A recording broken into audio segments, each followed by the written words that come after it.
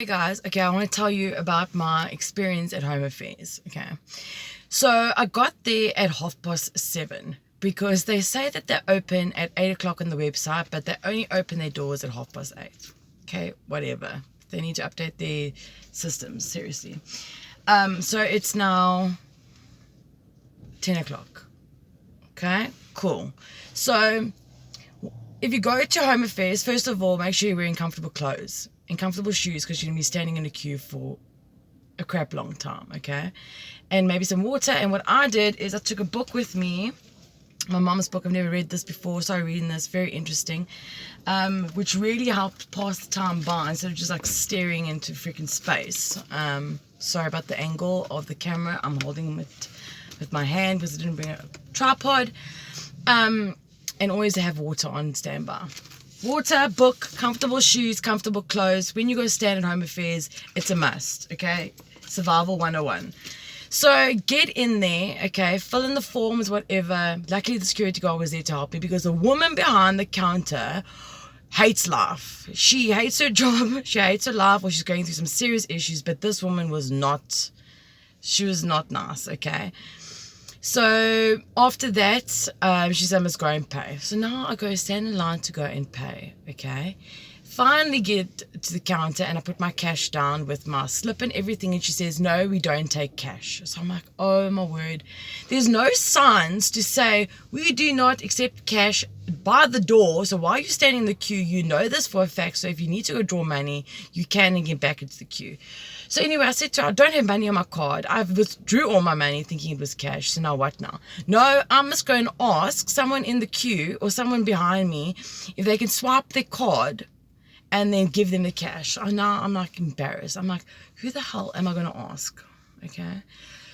So luckily it was only 20 Rand, but still, it's still the thing of asking. It's so embarrassing. Okay. So I go up to this guy and I explain the whole situation. He's like, no, okay, cool. I think his name was Jacobus because at the same time he was helping me, he was putting his information through at the counter beside me.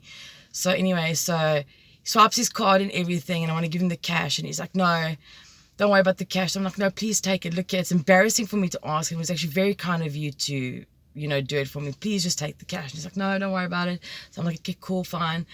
So thank you, Jacobus, if it is you, if that is your name. And so anyway, go back to the lady after I've paid to give her the form, waiting for the printout for the certificate. So she calls me. But no, you can't yet. It's so noisy in there, and I've got my mask on and I'm reading my book. So anyway, I get the certificate.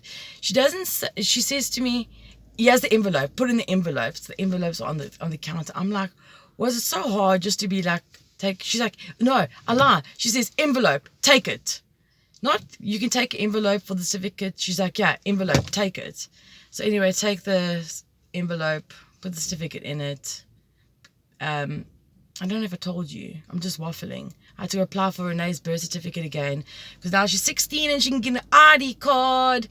And when I moved, her birth certificate somehow vanished. I actually think it was still in the safe of my ex and I never got it back. I might be lying. I don't know. But I think that's what happened because everything was kept in the safe. But it's finally done. And what an experience. I am not keen to stand back in that line for an ID card, but it needs to be done.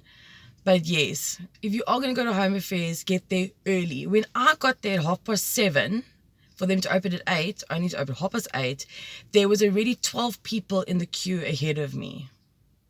So I don't know what time those people were standing there. So if you want to go to Home Affairs, get there freaking early. Get yourself a comfortable pair of book. Oh my word. Get yourself a nice book to read. It doesn't even have to be anything. Take a magazine or something. It really made the time fly by. But anyway, I just wanted to share my experience with you. Maybe just give you some tips if you have to go there.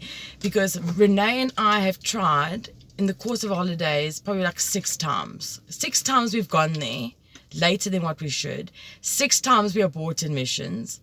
And yeah, getting there early today was a lifesaver, and the book seriously just made the time go by so quickly. And I'm actually really interested in carrying on reading this book. It's very, very cool, actually. So here's it again for anybody, if you have read it. I don't know. But yeah, that's me done. Freaking, I'm so excited. I'm right at the bottle store. I feel like just getting me a freaking grape now and celebrating this massive achievement. Woo! Okay, so that's my experience at Home Affairs. Good luck if you are going there and you need to do your thing. Just get it over and done with, because there is something to tick off your list. You don't have to stress about it anymore. I feel like a free freaking woman. Okay, well, that's all for today's video. Okay, bye.